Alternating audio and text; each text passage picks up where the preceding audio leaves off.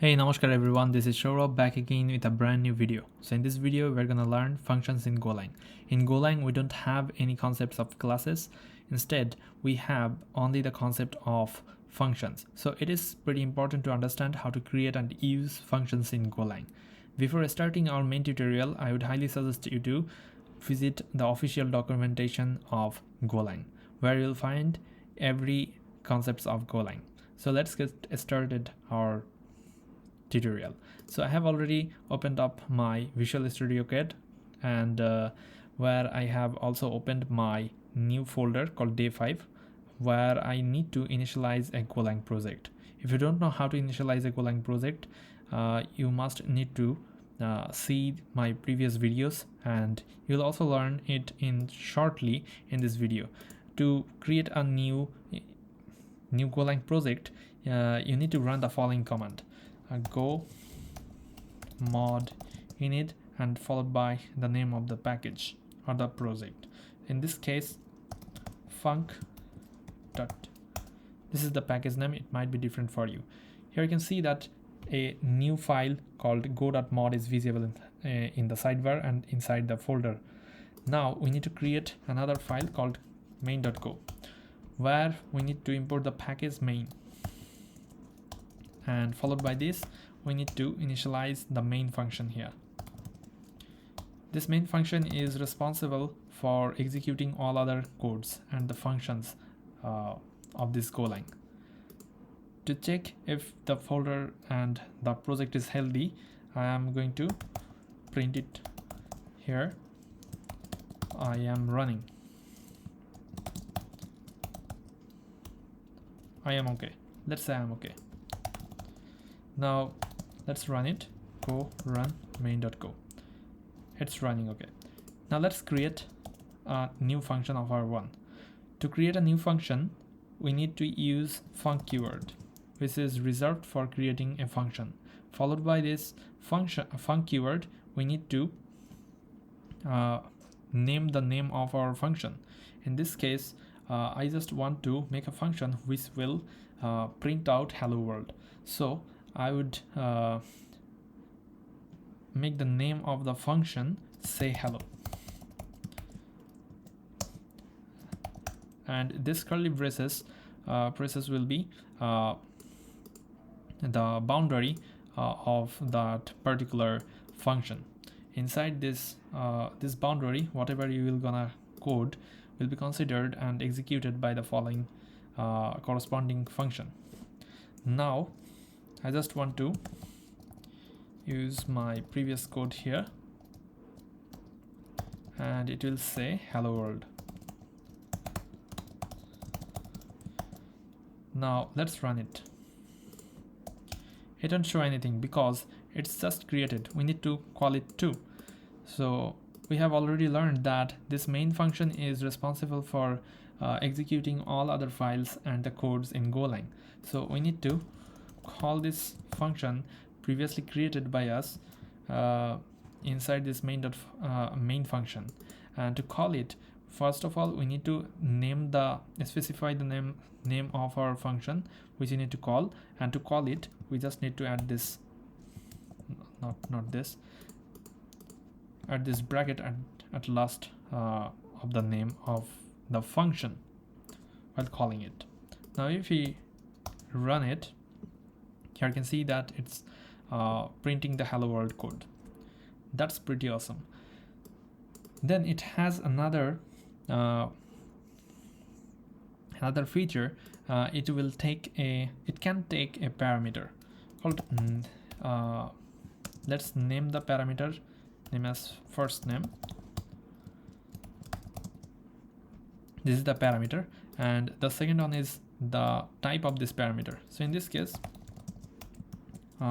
it's a string. Okay, now let's return this name. How you can return the name? Just return it, the first name. Okay, but it's giving us error that too many return values have done here. So what we need to specify a return type as well, which need to be mentioned here. So it is a return type of a string as well.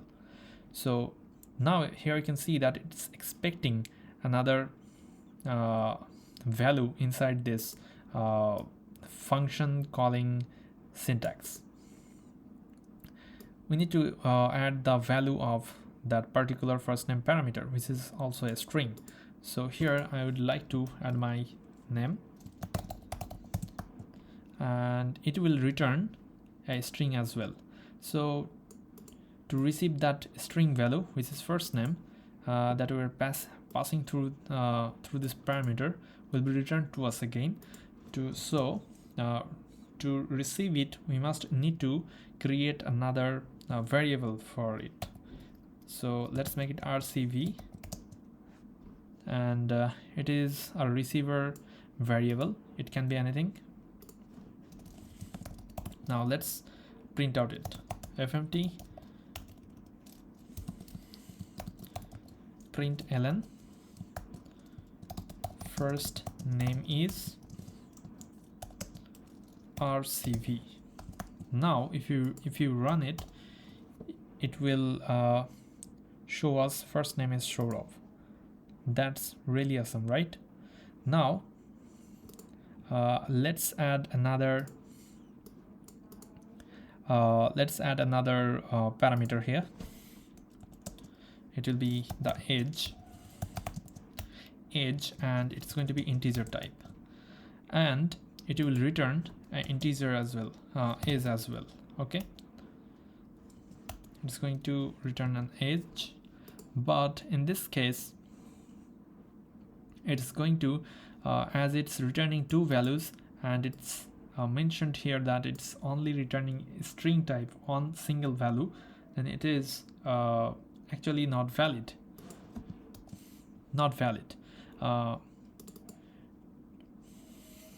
To make it satisfied, we need to convert it as tuple, and the second data type is need to be mentioned here. The first one is string, and the second one is integer here. Now it's also giving us an error that it expects two values, but we have only filled the first one. Now we need to add the second one too, which is the age. Let's go for 10 years old. Now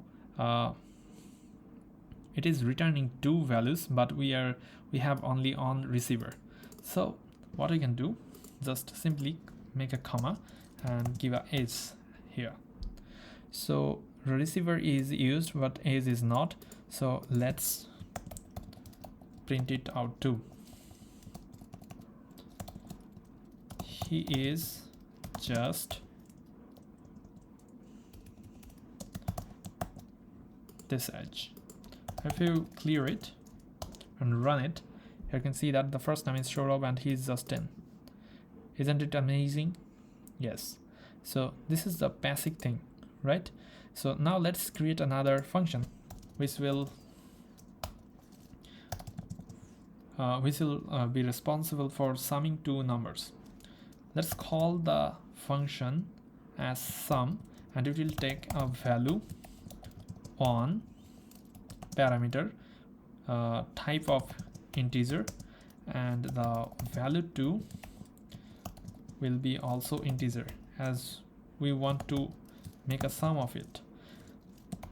So now let's return the value 1 plus value 2, and we know that value 1 and value 2 both are integers, so the sum of them will be integer as well. So let's specify and mention the return type, which is integer.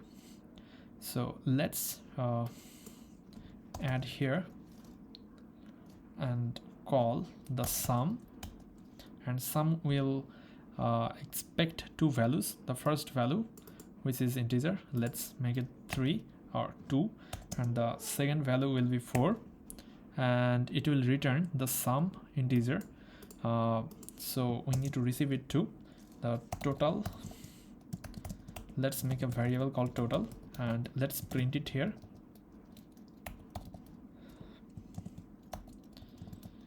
total sum is